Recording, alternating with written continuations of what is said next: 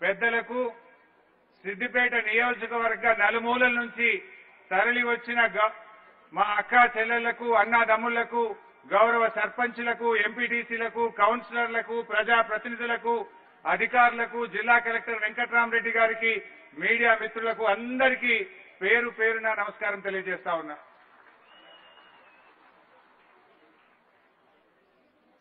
నిజంగా ఈరోజు మన సిద్దిపేటకు ఒక గోల్డెన్ డే.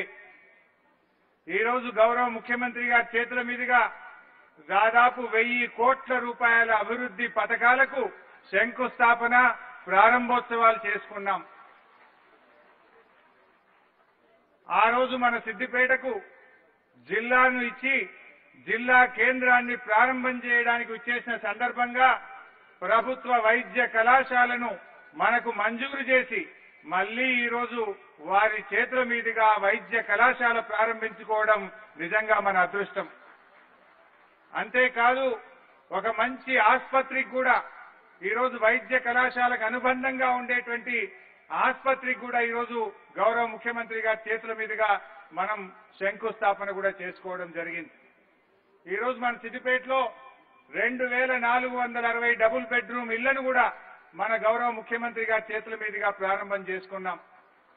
ఇది ముఖ్యమంత్రి గారి ఆశీస్సులు, మన జిల్లా కలెక్టర్ గారు, మన జిల్లా అధికారులు, ప్రజాప్రతినిధుల సహకారంతో ఒక ఆదర్శవంతమైన, ఒక ఆనందంగా, ఆరోగ్యంగా, ఆత్మ గౌరవంగా ఉండే విధంగా డబుల్ బెడ్రూమ్ ఇళ్లను ఈరోజు ముఖ్యమంత్రి గారి చేతుల మీదుగా ప్రారంభం చేసుకున్నాం. ముఖ్యమంత్రి గారి కళ డబుల్ బెడ్రూమ్ ఇళ్ల పథకం. ఎవరో అడిగింది కాదు, ఎవరో దరఖాస్తు పెట్టింది కాదు. పేదలు ఆత్మగౌరవంతో ఉండాలని స్వయంగా వారే ఈ డబుల్ బెడ్రూమ్ ఇళ్ల పథకాన్ని రూపకల్పన చేయడం జరిగింది. ఈ డబుల్ బెడ్రూమ్ ఇల్లు అంటే గతంలో మనకు తెలుసు, గత ప్రభుత్వాలు ఉన్నప్పుడు పేద ప్రజలకు ఇల్లు కట్టించడం అంటే మురికి కూపాలుగా ఉండేటి. ఆ ఇల్లు అంటే ఒక స్లమ్ములుగా ఉండేటి. ప్రభుత్వం కట్టించిన ఇల్లు అంటే అక్కడ మోరీ ఉండదు, రోడ్డు ఉండదు, కనీస సౌకర్యాలు ఉండయి. చిన్న చిన్నగా ఒక్కొక్క రూమ్ ఇల్లు కట్టించి పేదలంటే ఒక అవమానం, పేదలంటే ఒక చిన్న చూపు ఉండే విధంగా గత ప్రభుత్వాలు నిర్మిస్తే ఇవాళ పేదలకు డబుల్ బెడ్రూమ్ ఇళ్ల పథకం సకల సౌకర్యాలతో వాళ్ళ కాళ్లకు మట్టంటకుండా ఇంటింటికి సీసీ రోడ్డు, ఆ డబుల్ బెడ్రూమ్ ఇళ్లలో ఒక మంచి మల్టీపర్పస్ ఫంక్షన్ హాల్, అక్కడ ఒక ఇంటిగ్రేటెడ్ మార్కెట్, ప్రతి ఇంటికి త్రాగునీటి సౌకర్యం, ప్రతి ఇంటికి పైప్ లైన్ ద్వారా గ్యాస్ సప్లై, ప్రతి ఇంటికి కరెంటు మీటర్తో కూడిన కనెక్షన్.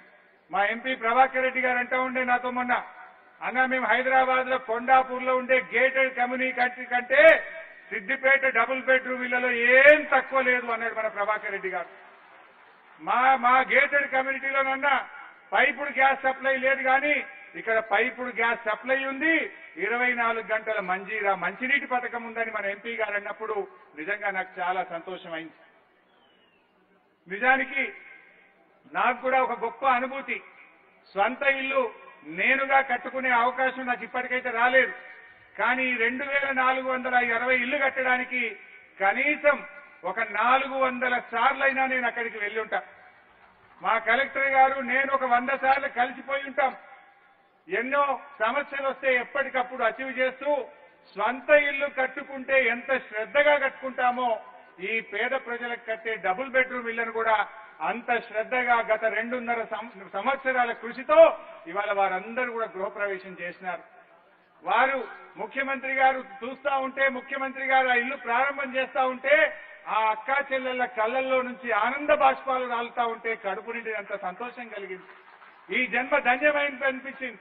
ఒక గొప్ప అవకాశం ఇవాళ ముఖ్యమంత్రి గారు ఇచ్చినటువంటి ఒక గొప్ప అవకాశంతో, వారి ఆశీర్వాదంతో ఇంత అద్భుతమైనటువంటి పేదల ఆత్మ గౌరవానికి నిలయాలుగా ఉండేటువంటి డబుల్ బెడ్రూమ్ ఇళ్లను ప్రారంభించుకోవడం ఒక గొప్ప అనుభూతి కలిగింది అని చెప్పి ఈ సందర్భంగా తెలియజేస్తా ఉన్నా. నేను ఈ సందర్భంగా గౌరవ ముఖ్యమంత్రి గారిని ఒక చిన్న కోరిక కోరాలనుకుంటున్నాం. మా పట్టణంలో సార్ చాలా వరకు కవర్ అయింది, కానీ ఇంకా కొంతమంది ఇల్లు రాని వాళ్ళు ఉన్నారు. పాపం వాళ్ళు ఇల్లు చూసిన తర్వాత చాలా బాధపడతా ఉన్నారు.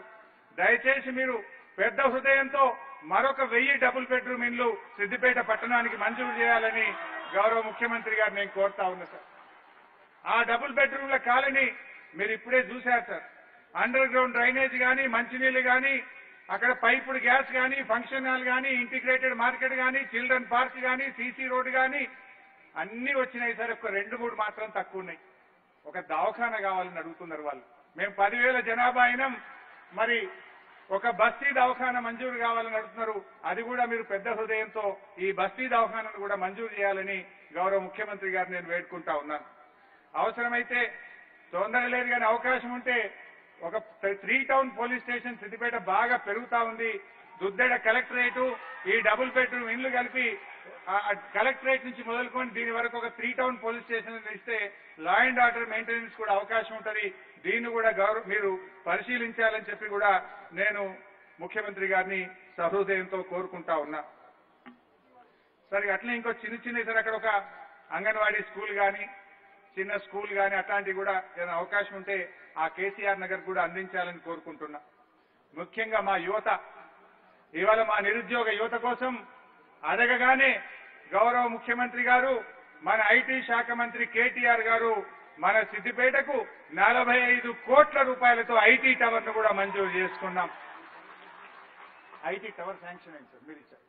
ఈ ఐటీ టవర్ మన సిద్దిపేటలో ఇంజనీరింగ్ చదువుకున్నటువంటి ఐటీ ఉద్యోగులకు 2,000 మందికి ఉపాధి అవకాశాలు కల్పిస్తాయి. ఎవరైతే నిరుద్యోగ యువకులు ఇంజనీరింగ్ చదువుకున్న వారికి రాబోయే రోజుల్లో టాస్క్ సెంటర్ లో ట్రైనింగ్ కూడా ఇప్పించి ఆ ఐటీ టవర్ లో స్థానిక నిరుద్యోగ యువకులకు ఉద్యోగాలు ఇప్పించడానికి కోసం కూడా కృషి చేస్తాం. ఈ రోజే ముఖ్యమంత్రి గారి ముందు 4 కంపెనీలు ముందుకు వచ్చినాయి. శంకుస్థాపన చేసిన రోజే ముందుకొచ్చి మేము ఉద్యోగాలు ఇస్తాం, సిద్దిపేట ఐటీ టవర్ లో మా కంపెనీని పెట్టి ఇంతమందికి ఉద్యోగాలు ఇస్తామని చెప్పి ఐటీ సెక్రటరీ జయేష్ రంజన్ గారితో గౌరవ ముఖ్యమంత్రి గారి సమక్షంలో ఎంఓయూ చేసుకోవడం నిజంగా చాలా ఆనందంగా ఉంది. శంకుస్థాపన చేసిన రోజే కంపెనీలు వచ్చినాయి సిద్దిపేటకు. అంతేకాదు ఇంకో మాట అన్నారు వాళ్ళు, టవర్ కట్టడానికి ఒక ఏడాది అవుతుంది కదా సార్, ఈ లోపు ఎక్కడన్నా మాకు స్థలం ఇస్తే 1 నెలలోపే మేము సిద్దిపేటలో ఐటీ కంపెనీ స్టార్ట్ చేసి పిల్లలకు ఉద్యోగాలు ఇస్తాం, టవర్ అయినాక టవర్ లోకి వెళ్తామన్నారు. మన కలెక్టరేట్ రెడీ అయింది. ముఖ్యమంత్రి గారు చేతుల మీదుగా కలెక్టరేట్ ప్రారంభమైన తర్వాత ప్రస్తుతం ఉన్నటువంటి పాత కలెక్టరేట్ లో మరి తాత్కాలికంగా ఐటీ టవర్ అయ్యేదాకా ఈ ఐటీ కంపెనీలను అక్కడ పెట్టించి పిల్లలకు ఉపాధి కల్పించడం కోసం కూడా ప్రయత్నం చేయాలని చెప్పి కూడా నిర్ణయం తీసుకున్నాం. మన ముఖ్యమంత్రి గారు స్వచ్ఛ సిద్దిపేట గురించి ఆ రోజు కలలు కన్నారు. గాంధీజీ గారు అన్నారు, స్వచ్ఛత అనేది దైవత్వం తర్వాత దైవత్వం లాంటిది పరిశుభ్రత. ఆ పరిశుభ్రత కోసం మన సిద్దిపేటలో ఇవాళ ఒక అండర్ గ్రౌండ్ డ్రైనేజీని కూడా మనం ప్రారంభం చేసుకోవడం జరిగింది. ఈ యూజీడీతోని ఇవాళ సిద్దిపేటలో ఎక్కడ కూడా మోరీల్లో చెత్త చెదారం లేకుండా ఈగలు దోమలు తగ్గిపోయి పాత సిద్దిపేట దాదాపు 7,800 ఇండ్లకు అండర్ గ్రౌండ్ డ్రైనేజ్ పూర్తయిపోయి ముఖ్యమంత్రి గారి చేతుల మీదుగా ఇవాళ మనం ప్రారంభం చేసుకోవడం నిజంగా చాలా సంతోషంగా ఉంది. అంటే మీకు తెలుసు ఆ రోజుల్లోనే గ్రీన్ సిద్దిపేట అని, సిద్దిపేటకు హరితహారం అని గౌరవ ముఖ్యమంత్రి గారు ఆ రోజు ప్రారంభిస్తే వారి కొనసాగింపుగా స్వచ్ఛ సిద్దిపేట తయారు చేయడం కోసం ఎటు చూసినా పచ్చటి చెట్లతో, అండర్ గ్రౌండ్ డ్రైనేజీతో, రింగ్ రోడ్డుతో మనం మంచి ఆకుపచ్చ సిద్దిపేటను, స్వచ్ఛ సిద్దిపేటను, ఆరోగ్య సిద్దిపేటను తయారు చేసే దిశగా ఈ రోజు మనం ముందుకు పోతా ఉన్నాం. ఈ రోజు చూడండి, మీరు ఆసుపత్రికి ముఖ్యమంత్రి గారు శంకుస్థాపన చేసినారు ఆరోగ్య సిద్దిపేట కోసం. స్వచ్ఛ సిద్దిపేటలో భాగంగా అండర్ గ్రౌండ్ డ్రైనేజీని ముఖ్యమంత్రి గారి చేతుల మీదుగా ప్రారంభం చేసుకున్నాం. ఆకుపచ్చ సిద్దిపేట ఇప్పటికే మనం ముఖ్యమంత్రి గారు చూపిన బాటలో నడిచి ఎటువైపు చూసినా పచ్చటి చెట్లతో ఒక ఆకుపచ్చ సిద్దిపేటను కూడా మనం నిర్మాణం చేసుకుంటా ఉన్నాం. మరి అదేవిధంగా నేను ముఖ్యమంత్రి గారిని ఎక్కువ సమయం తీసుకోకుండా 1-2 చిన్న మా ప్రజాప్రతినిధుల రిక్వెస్ట్లు కూడా వారి ముందు ఉంచాలనుకుంటున్నా. సార్, చిన్న కోడూరు ఆల్మోస్ట్ సిద్దిపేటకు టచ్ అవుతా ఉంది. సిద్దిపేట నుంచి చిన్న కోడూరు పోయే క్రమంలో రంగనాయక సాగర్ మీదుగానే ఆ రోడ్డు పోతుంది. అంటే రంగనాయక సాగర్ కూడా పెద్ద ఎత్తున పర్యాటకులు వస్తున్నారు, పట్టణ ప్రజలు వెళ్తా ఉన్నారు. ఈ మధ్య కాలంలో కొంచెం యాక్సిడెంట్స్ కూడా అవుతున్నాయి కనుక నేను గౌరవ ముఖ్యమంత్రి గారిని పెద్ద హృదయంతో ఇది మీ ప్లేస్ కనుక దయచేసి మీరు సిద్దిపేట నుంచి చిన్నకోడూరు వరకు ఒక 4 లైన్ రోడ్ను మంజూరు చేయాలని గౌరవ ముఖ్యమంత్రి గారిని నేను కోరుతా ఉన్నా.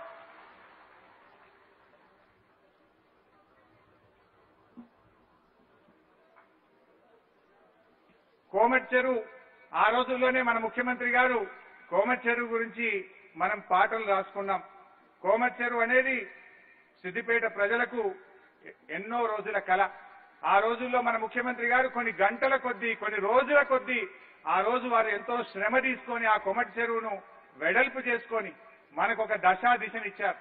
ఆ రోజుల్లోనే పాట ఉండేది, కోటి అందాలతో కోమటి చెరువు ముస్తాబవుతుంది, మన సిద్దిపేటకు కానుక కానుందనేటువంటి పాట ఆ రోజుల్లో ముఖ్యమంత్రి గారు రాశారు. ఆ రోజుల్లో వారు రూపకల్పన చేశారు. వారి ఆలోచనకు వారి కలలకు అనుగుణంగా ఇవాళ కోమటి చెరువును కూడా మనం రూపుదిద్దుకున్నాం. పట్టణ ప్రజలకు ఆరోగ్యం కోసం ప్రభుత్వ వైద్య కళాశాల, ఇటు స్వచ్ఛత కోసం అండర్ గ్రౌండ్ డ్రైనేజు, ఉల్లాసం కోసం సాయంత్రం పూట పిల్లలతో బయటకు వెళ్తే అద్భుతమైనటువంటి కోమటి చెరువు కూడా మనం రూపకల్పన చేసుకున్నాం. దానికి ఒక నెక్లెస్ రోడ్డు, దాని చుట్టూ 4 వైపులా కూడా సైకిల్ ట్రాకు, వాకింగ్ ట్రాకు, అదే విధంగా పిల్లలు ఆడుకునే విధంగా ఇంకా కొద్దిపాటి పని పూర్తి చేసుకున్నట్టయితే అది పూర్తి స్థాయిలో జరుగుతుంది. వారికి ఎందుకంటే నాకంటే ముఖ్యమంత్రి గారి కళ్ళల్లోనే ఉంటుంది కోమటి చెరువు. సిద్దిపేటలోని ఇంచు కోమటి చెరువులోని ప్రతి భాగం కూడా వారికి పూర్తి అవగాహన ఉంది. ఈరోజు చాలా సమయం ఇచ్చి ముఖ్యమంత్రి గారు మన ఫుట్ ఓవర్ బ్రిడ్జ్ మీద ఈ కొన నుంచి ఆ కొన దాకా నడిచి ఆ కోమటి చెరువు అంతా కూడా ముఖ్యమంత్రి గారు చూడడం జరిగింది. మరి దాన్ని కూడా పూర్తి చేయడానికి మీరు పెద్ద మనసుతో కొన్ని నిధులు కేటాయించాలని చెప్పి కోరుకుంటూ, మరి ఈరోజు సిద్దిపేట అనేది అన్ని రకాలుగా ఆ రోజు మీరు ఎట్లయితే సిద్దిపేట చుట్టూ ఒక రింగు రోడ్డుకు రూపకల్పన చేస్తే దాన్ని ఈరోజు పూర్తి చేసుకున్నాం. మీరు ఆలోచించిన విధంగా కోమటి చెరువును రూపుదిద్దుకున్నాం. మీరు కలలు కన్న విధంగా ఆకుపచ్చ సిద్దిపేటను తయారు చేసుకుంటా ఉన్నాం. సిద్దిపేటకి ఇవాళ మీ ఆశీర్వాదంతో మరి అన్ని కూడా ఒకటొకటిగా సమకూరడం జరిగింది. మరి సిద్దిపేట ప్రజలు కూడా ఎప్పటికి కూడా మిమ్మల్ని మర్చిపోరు. ఇవాళ అందరం కూడా మనం ఏమనుకున్నాం, ఆ రోజు మీరే అన్నారు, సార్ ఈ 2460 డబుల్ బెడ్రూమ్ల కాలనీకి మనం కేసీఆర్ నగర్ గా నామకరణం చేయాలని చెప్పి మీ అందరూ కూడా ఆ రోజు కోరుకుంటే దాన్ని వారి పేరు మీద మనం నామకరణం చేసుకున్నాం. మరి ఇలా చాలా మంచి కార్యక్రమాలు ఈ రోజు వారు సమయం ఇచ్చి రోజంతా కూడా వచ్చి మనను ఆశీర్వదించి దీవించినందుకు మీ అందరి పక్షాన గౌరవ ముఖ్యమంత్రి గారికి పాదాభివందనం చేసుకుంటూ జై తెలంగాణ.